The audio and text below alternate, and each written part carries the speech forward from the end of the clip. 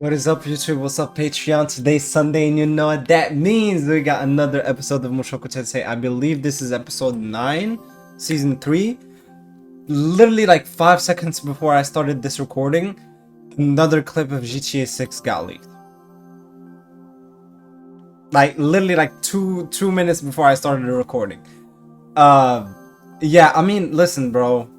This is insane. This is an insane time to be alive. Like, we went from having nothing from Rockstar, like no information, nothing, to now having like 2 clips, maybe 1 clip a day of gameplay and maybe cinematics of the game. Now, obviously, it's not official, and obviously the guy is probably gonna get caught. I don't know what's gonna happen to him, but I am keeping myself updated. I'm closely, like, I'm watching videos every day about this whole thing going on. But this is history, man. Like, just to like get off topic right now and like not talk about anime real quick, we are making, like, this is history. We're gonna be talking about this in like 5-10 years, talking about how crazy the GTA 6 launch was. Like, the game already is, like, in itself insane. Having this insane drama going on, one of the craziest like video game leaks ever. Like, oh my god, I'm just enjoying the show. I'm just watching. I'm just enjoying the show. Obviously, you know, I cannot show none of these clips. If you want to go find them, you go find them. Like, they're everywhere on the internet. Like, especially like Twitter and shit. But yeah, no, this guy is probably gonna get caught and he's gonna be in trouble. I think they might execute him. As long as he doesn't drop any fucking like story stuff, I'm fine. If he drops like story stuff, bro, yeah, crucify him. I'm sorry, yeah. If he drops, if, like, right now it's just Rockstar and Take-Two going after him, right? If he drops story stuff, the GTA community is gonna go after him. Obviously, there's already like those like Rockstar, like Dick Riders, Warriors, like already trying to help Rockstar, trying to like find this guy, help the multi-billion-dollar company, I guess. But you know, like, that's their problem. Anyways, let's go back to what we were talking about. Mushoku Tensei. Last episode we left off on a cliffhanger. Nanahoshi knocked the fuck out, losing a lot of blood. She might be dying. I guess this episode now we're gonna go and see like what we can do to help her. I don't know if Perugius is gonna go to Perugius. If I don't know if Perugius can help her even. We gotta find a way. Like, we gotta find the reason why she's even sick in the first place. Obviously, like, to me, the only thing that makes sense is the fact that her body is not supposed to work. Like, it's basically like a Spider-Verse thing. Like I said it multiple times, her body, her atoms are not supposed to be in this world, and her body's like, what the fuck is going on? You know what I mean? That's also the reason why she's not growing up, right? Like, she said it herself last season. One, her body doesn't have, like, has 0 mana, even though, like, even dead corpses in this world have mana, which is insane. And also, her body doesn't seem to age. So we'll see what happens with that. If you're watching this on Patreon, I appreciate the support as usual. If you're watching this on YouTube, hope you guys like this video. Comment, subscribe, let me know if you want me to react to anything specific. If you want the full uncut reaction, go ahead on Patreon, subscribe for only $5 a month, and get access to all kinds of stuff, including exclusive stuff that is only on Patreon. I think I'm gonna do the next exclusive thing that's only going to be on Patreon is going to be Cyberpunk Edge Runners, so look out for that. Anyways, let's get straight to it.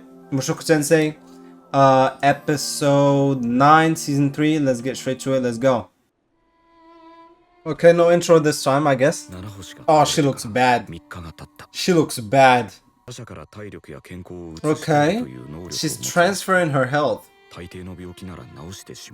Would that have a toll on Selfie though? Also, I appreciate the comment last episode. Somebody said that I was wrong and that Selfie actually has way more mana than Roxy. So I appreciate that information. That was like, because I had that wrong. I thought Roxy was like way better.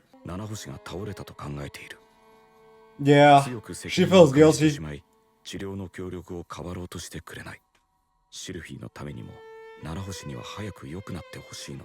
I don't know what's gonna happen. Okay, Perugius. So she has Lana in her body now? Oh no, she said she doesn't. Yeah, I knew he was gonna tell him, sit your ass down.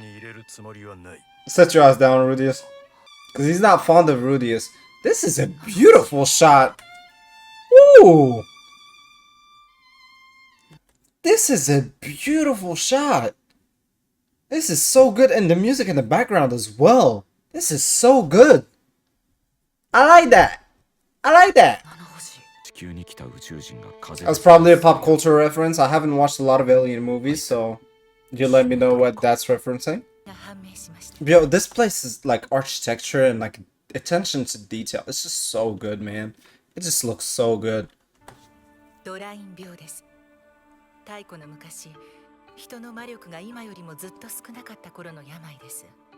Okay. So it's a sickness from this world? I thought it just had to do with like the fact that she was isekai'd. 7,000 years ago. That was even before the war. Oh, the first human demon war.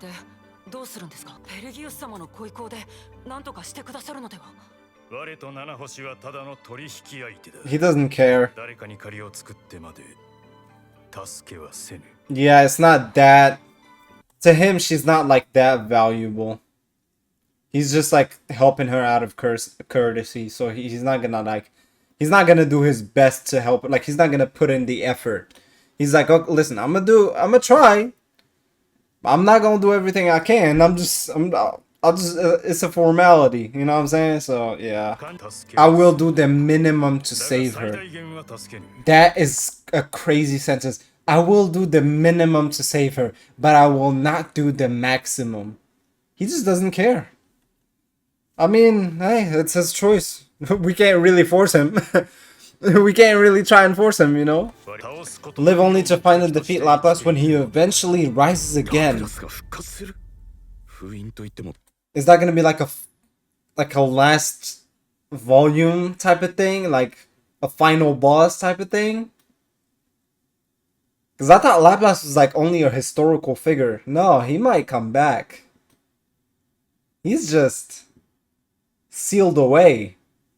And they know that he's gonna come back. And that's the only reason that Perugius lives for. So if he beats Laplace again, he's just...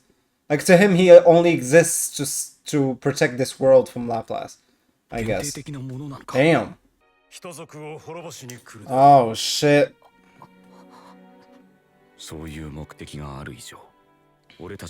Yeah, he's only got one mission. He's not gonna... That's a bad look. Ellen Elise, stop your boyfriend. Stop your husband. That's a bad look. This guy... Especially, like, out of all people, Cliff, you cannot talk to him like that, bro. Okay, he's not taking it bad. He's not taking it badly so far. He's not taking it as disrespect. He basically just said, with great power comes great responsibility. The strong have a duty to help the weak. So to Perugius, he's like, even if I have the power to like, even if I have the power to help this person, it's not my responsibility. I'm gonna try and help you guys with like the minimum of my resources, out of the kindness of my heart, right? I'm not gonna do my best though. I'm probably gonna help her, but I'm not gonna. That's crazy though. One of them has his hands free. Oh yeah, no. All of them have his. Hold on. This is like a timer, bro. Look. Look at this shit. So he starts talking to him, right? Boom. That's one. Got his hands down. Boom. A second one. That's two. The others still got their hands in the back, right? As soon as he talks again. Boom. This is like a timer. I think if all of them put their hands like down, he would have died. I think Elena Lee's just stopped him. But if all of the familiars put their hands down like this, instead of like kept them in like their backs, would have died. I go like Cliff would have been gone. Yeah, you could have died. Yeah. Sit your ass down, buddy.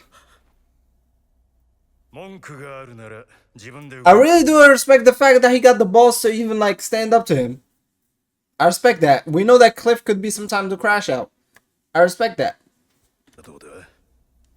You know who wouldn't have like back down? You know who wouldn't have cared? Eris. I got. We are so lucky that we haven't met Eris yet, because if she was part of this arc with us, yeah, we would have probably started the war with fucking Perugius.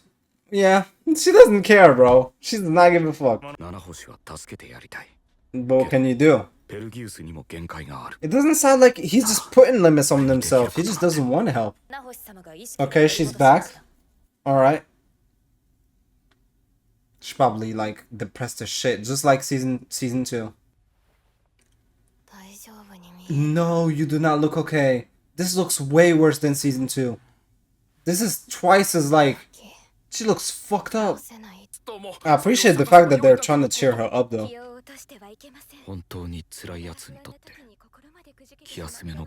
Yeah, maybe she probably doesn't even care about that shit. She knows that they're just trying to reassure her. And then you got Linda Lee, she's like, I don't know. I don't know what to say. So this has been happening for like once a year. And it probably like got worse and worse with time. Yeah, they don't need to advance magic. They got like healing magic. I mean, they don't need to advance medicine. They got healing magic. There's no point in like advancement in magic when you have healing magic. Yeah, you gotta, because you're really fragile compared to other people. You don't have any magic to protect you. Damn, she gave up, bro. She's smiling. It doesn't seem like she's taking it that badly. Like in the first like second season, when this happened to her, like she crashed out. Bro, she did not want to eat. She just stayed in the room. She like kept sleeping all day. She didn't want nothing until Rudius came and spoke with her, and they helped her with like the experiment.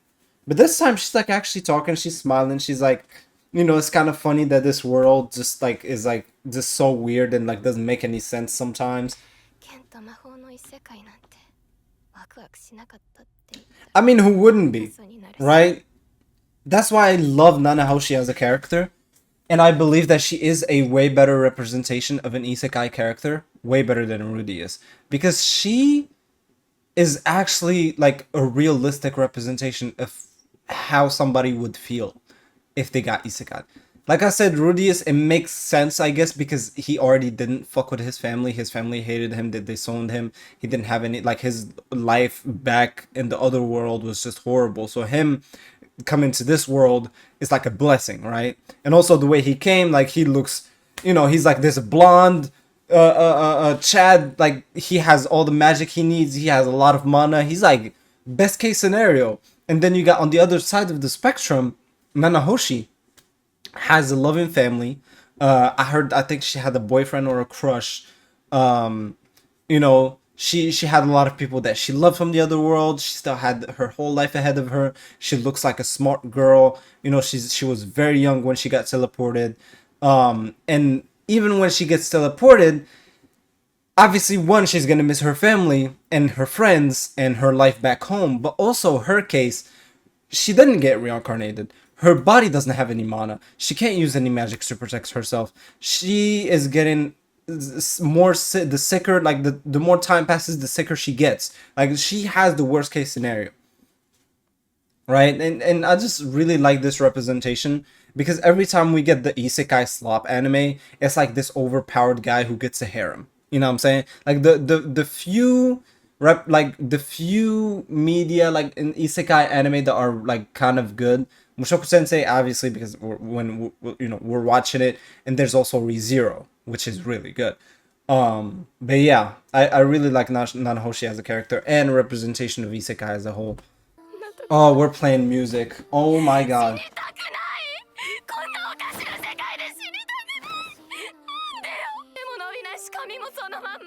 Hair stays. Even the hair, so probably the nails as well. The hair doesn't grow. Like, it's like her body is in, like, it's paused, bro. Yeah, nails don't grow. She doesn't even get her period. The voice acting.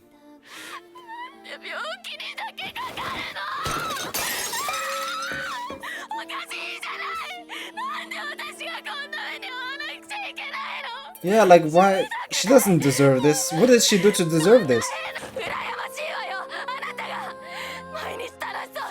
Let it out. Just let it out. Let it out. I'm sorry, I'm not talking, I'm just...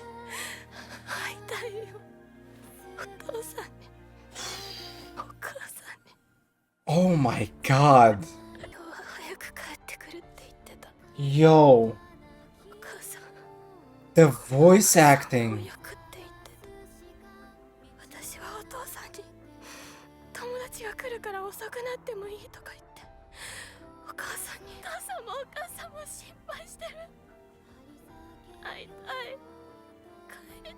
You're lucky as fuck, bro. You could have been in her position.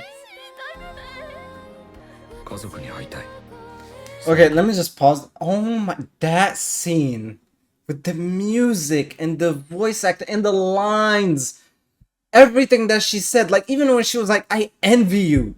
Like your mom is sick and your dad might have died, but compared to me, you're living your best life, and she's not wrong. Compared to her, Rudius is like on the other side of the spectrum. He's like living in sunshine and rainbows. Like, Rudius didn't have to go through much if you really think about it. Compared to her? Like, yeah, he had to fight Orsted, you know, near-death experience. He lost his virginity with a minor and then she left him and he was depressed because of it and he got ED. Boo fucking who. You know what I'm saying? Like, compared to her, bro, you are the luckiest motherfucker ever. And it makes sense that she envies you because you are in the same position as her. So why do you get a reincarnation into a perfect body with insane amounts of mana and, you know, like this really, like you're really good at magic and get to marry 2 wives, possibly 3, have kids, this loving family, and then on the other side, she's just suffering. Her old body. She doesn't grow. She doesn't even get on her period. But somehow she still needs to sustain the body. She still needs to eat. She still needs to shit and piss. And somehow she still gets sick. She can't grow older, but she can still get sick. What sense does that make? It makes so much sense why she would, like, it's just not fair to her, man. It's just not fair. Like, look how happy you are, bro.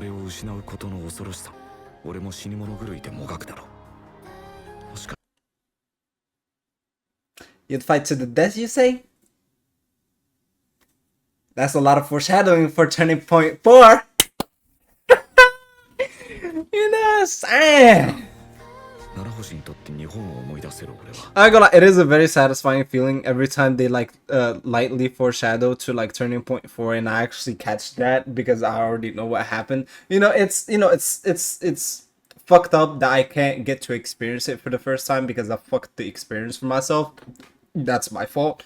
But it is also another experience that, like, you know, like reading all these, you know, all these comments that he makes and like seeing all the, you know, the rats and stuff. Yeah, I like the foreshadowing. Really excited. We're getting close. We're on episode 9. The music in the background is really good as well. Yeah, you gotta do something, man. You gotta go help her.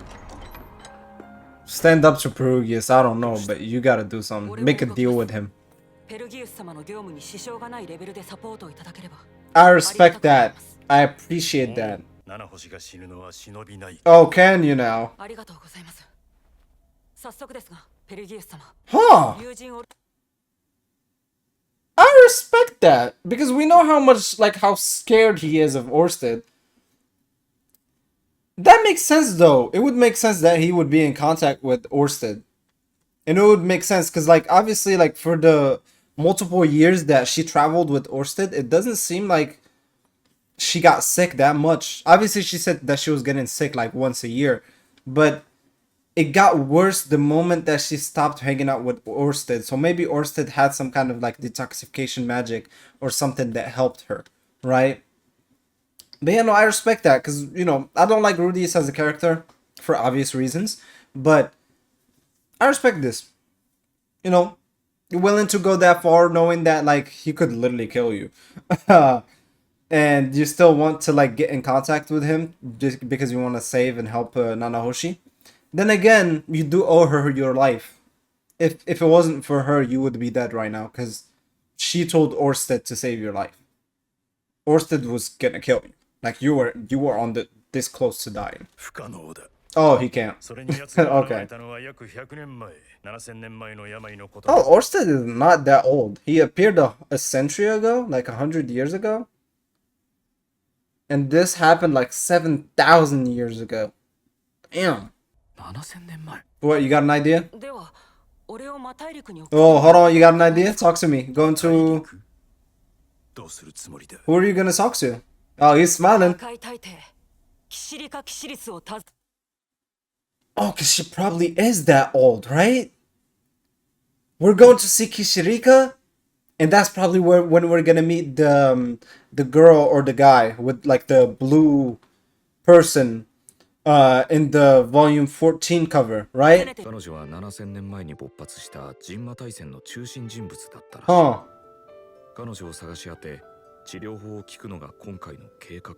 Okay. Yeah, a lot. Look how excited they are. They're happy that Rudius came up with a plan. There's actually like some hope for Nanahoshi. I guess we appreciate you, Ariel. I mean, that's all you can do is just provide resources, which is, you know, that's not that bad, but still, like, everybody here can fight and they can like study stuff and they can come up with plans and shit, and she can just give us stuff from her heritage, I guess. Which, you know, I guess. I appreciate you. Zanoba's strong as shit. Okay, Cliff. I like Cliff this episode. He's showing initiative. Showing some balls. Yes, sir. Let's go.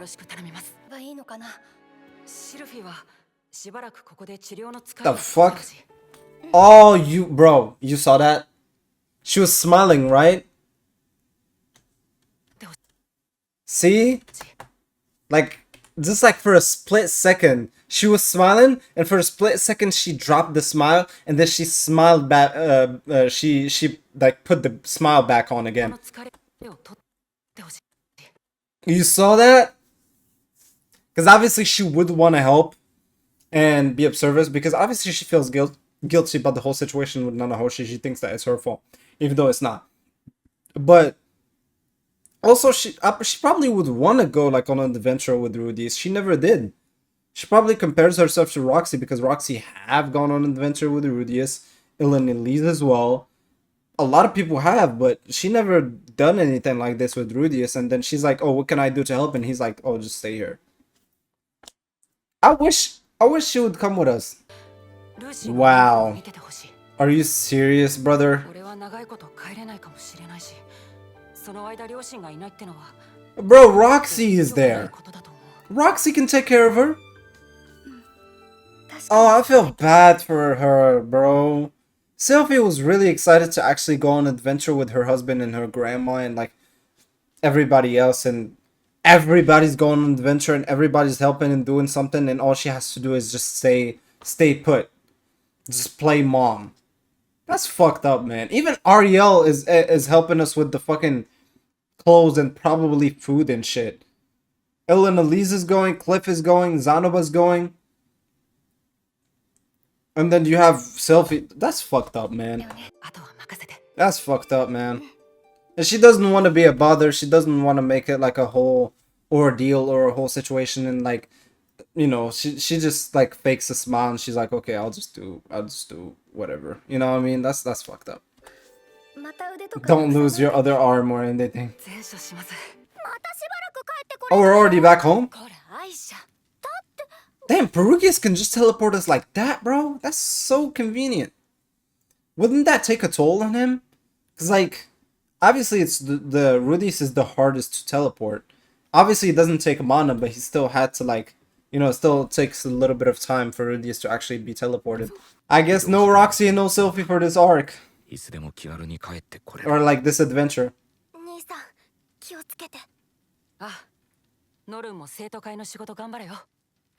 Yes, sir. Mom is probably not happy. She's like, oh, you married these two women, you're leaving again? Probably gonna cheat again. I mean, he's not gonna cheat, I don't think so. But still. We're going back to the Demon Continent though. Really excited for that. Been a minute since season 1. Teleportation circle? Yup. Oh, it tracks her? That's so convenient and cool.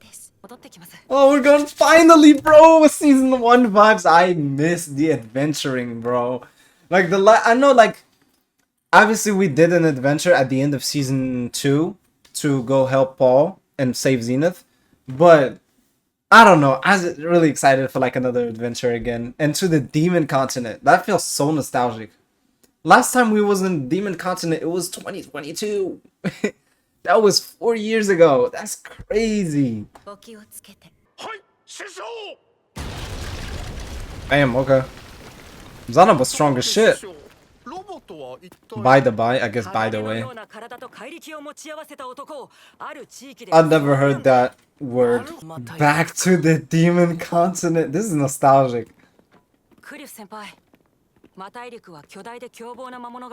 Yeah, be careful, brother. Bro, I really like Cliff this episode. He speaks up when he needs to, and then he actually just follows orders when he has to. He was like gonna tell him, oh, don't treat me like I'm a child, but then he was like, you know what? Rudius has way more experience than me when it comes to this kind of stuff. I'm gonna just listen to it. I really like Cliff this episode. Where are we?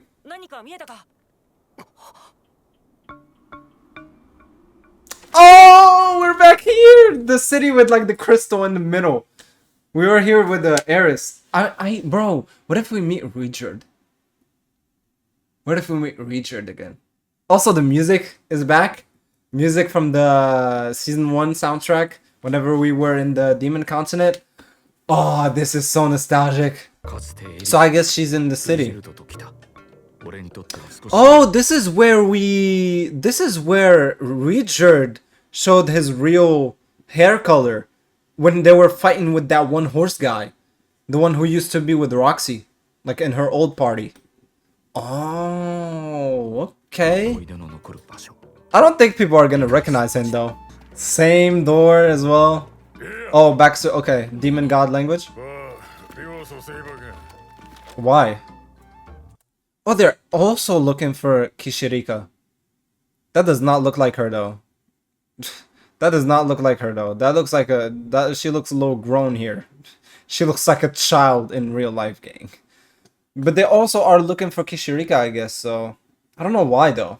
I wonder what's going on in the Demon Continent. Maybe something like some political stuff is happening. I don't know.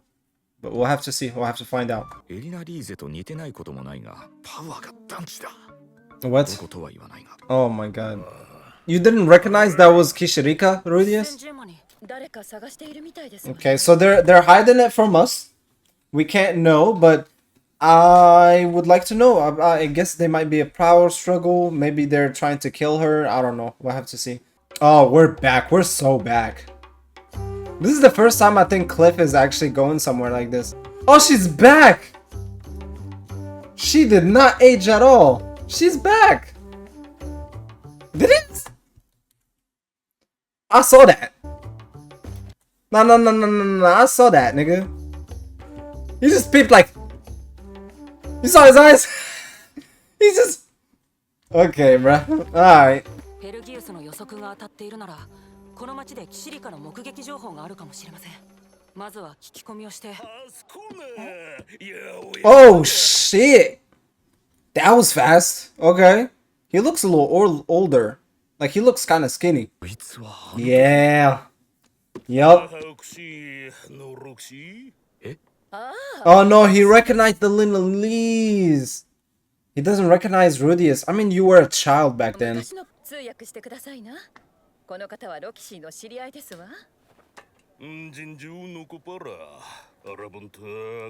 Okay, so he doesn't remember Rudius, I guess. レコのコパラ。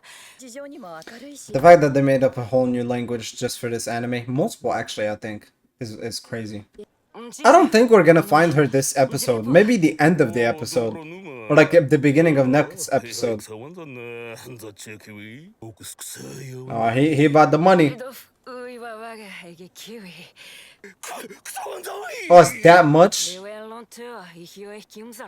Yeah. Yeah, because he tried to scam us, I remember. Let's go. Actually, he's Roxy's husband. I think that would have shocked him. Yeah, I don't think we're gonna find her here. I don't remember who Jalil and Visco were. Oh, you got info? You found her? Bodyguardi? He's looking for his fiance? Damn. Yeah. No, not King Body.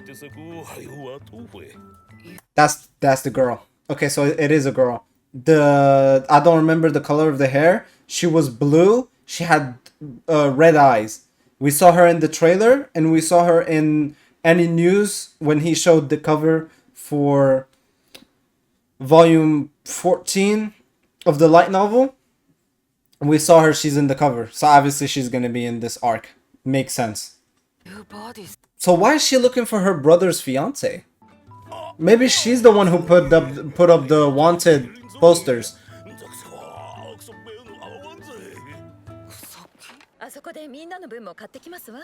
Did she recognize someone she fucked here? She got up very abruptly. She recognized. I mean, it could have been all of these motherfuckers for all we know. Yeah, go with her, cause yeah. Demon King who what, bro?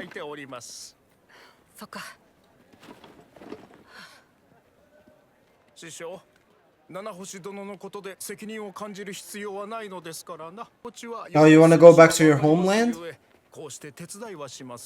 wanna go back to your castle?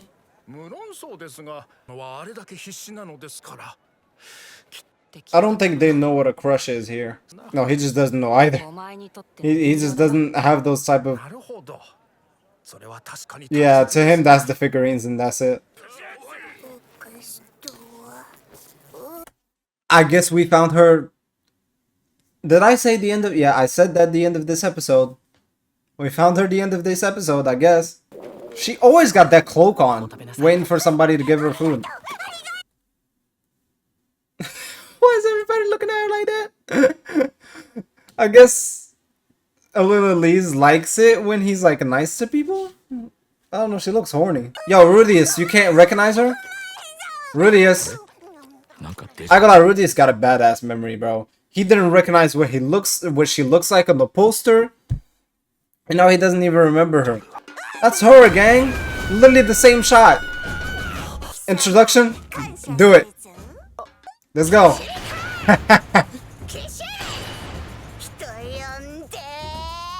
We found her very easily, bro. She's back.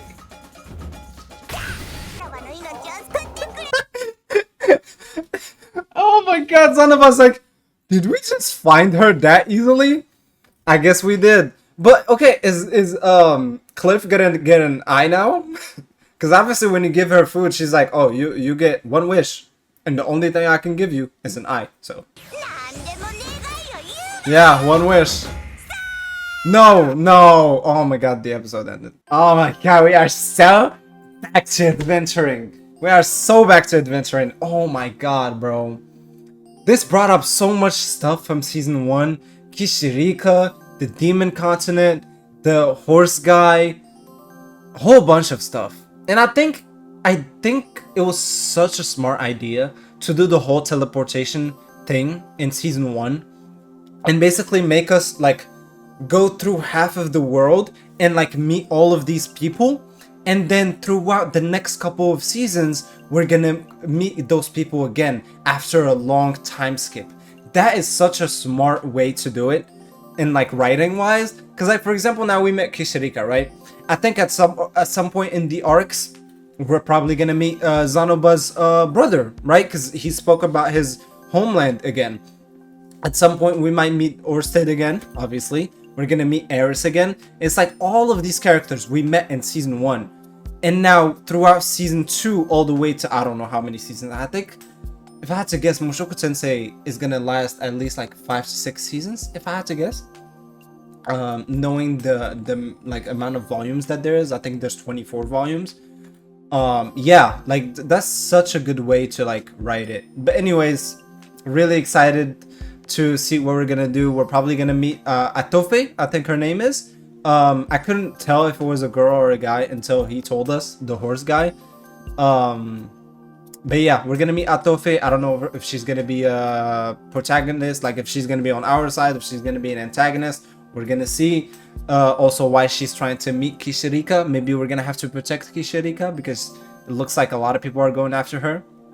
It looks like the Demon King, Atofe, put a bounty on her, and she's looking for her fiance's, for her brother's fiance for some reason.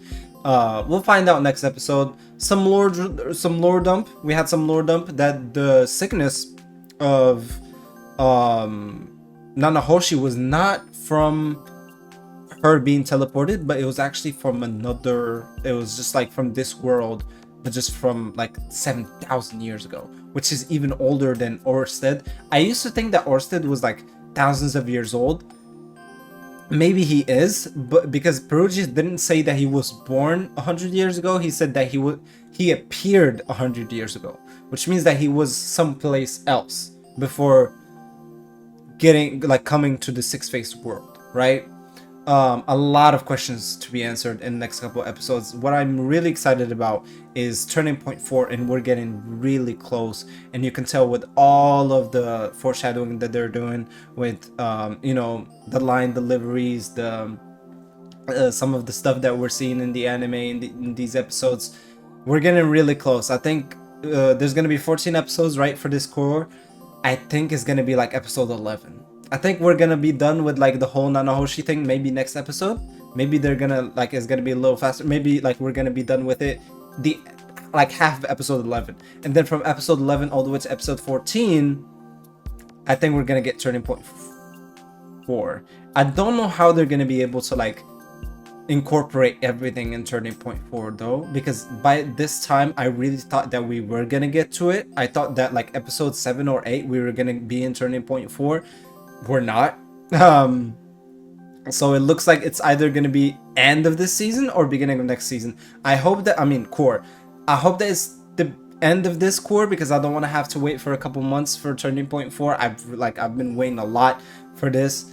But yeah, I really hope they don't like rush it either. So I just hope they get it right. Anyways, if you're watching this on Patreon, I hope you guys, you know, appreciate the support. If you're watching this on YouTube, I hope you guys like this video.